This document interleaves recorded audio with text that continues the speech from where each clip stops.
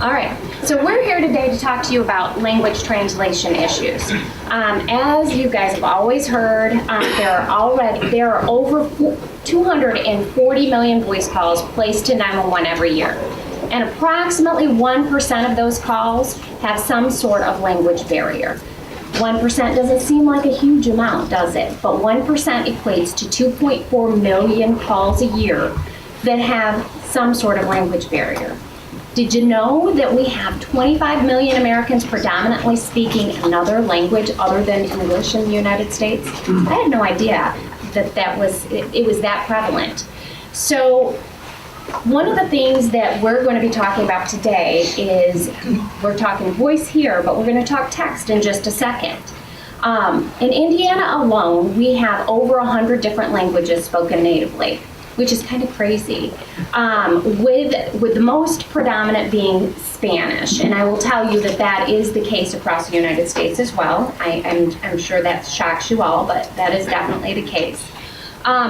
With a voice call is generally handled by either a bilingual dispatcher or call taker, or it is transferred to a third-party language translation service. Most of the time, it's transferred to a third-party location service. Where text is concerned, text is just a little different. So text to 911, even though it's been around since 2014, has not been widely adopted yet. And Mary, in her presentation, definitely showed us that consumers expect to be able to text to 911. Not only do they expect it, they kind of are starting to demand it. And it's important for people to be able to do those things. All that being said, only 20% of our 6,000 plus PSAPs have actually adopted it to date. I don't have the 2018 nationwide statistics as far as the total number of texts that had taken place, but I can tell you what has happened in Indiana, which is our home state. In 2018, we received 12,864 texts inbound requesting help in an emergency. So how does text work if you have a translation issue? So unless the text to 911 service that the PSAP is using actually has a translation mechanism built into that texting service, the PSAP has to either A, transfer the call to a language service, or B, copy that text and paste it into a third-party translation service like Google. But that being said, text to 911 is different than a voice call. So because the delivery mechanism to the 911 center is different, it's difficult and costly for PSAPs to actually be able to transfer that call to a language service, especially for only 1% of their call volume. In addition, this is where copying and pasting is concerned. There's a couple of different issues that come into play with that, right?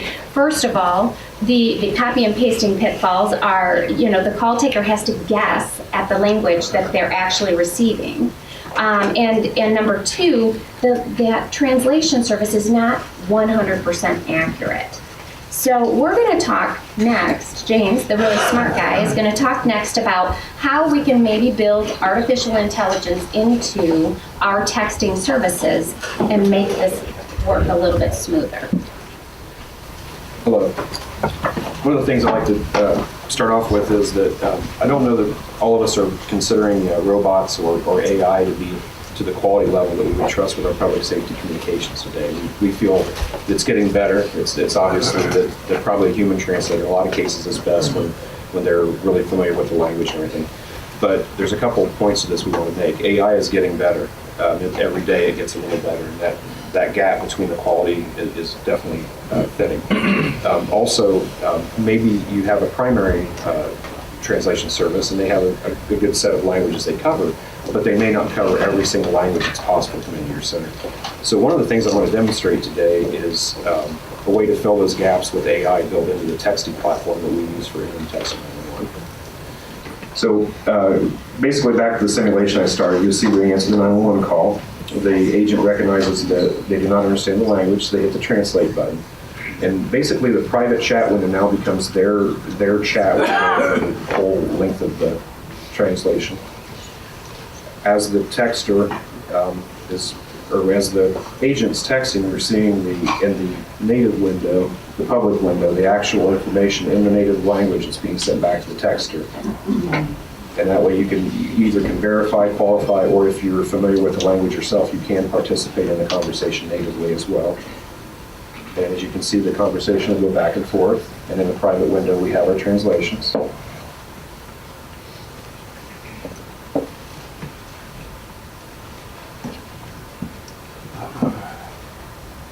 One of the things I think is really important to point out in those translations is the fact that it does allow you to see the language that's being spoken. So if there is a need, for instance, when you've got a first responder heading out to the scene, right?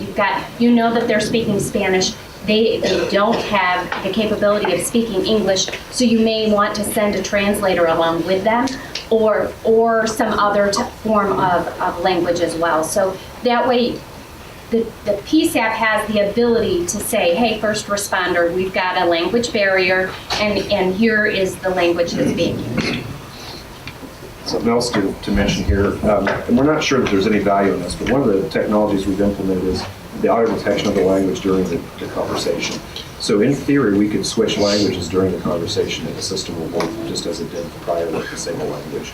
And when we're done, and something I can't really show here, but we have an auto disconnect message that when the agent hangs up the texting call, we send back a customized message from that agency.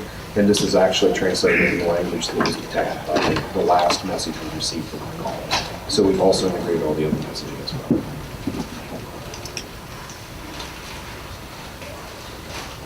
Okay, and that's about all the time we have right now. So if you have any further questions or would like to see it live, actually working, stop back by the booth.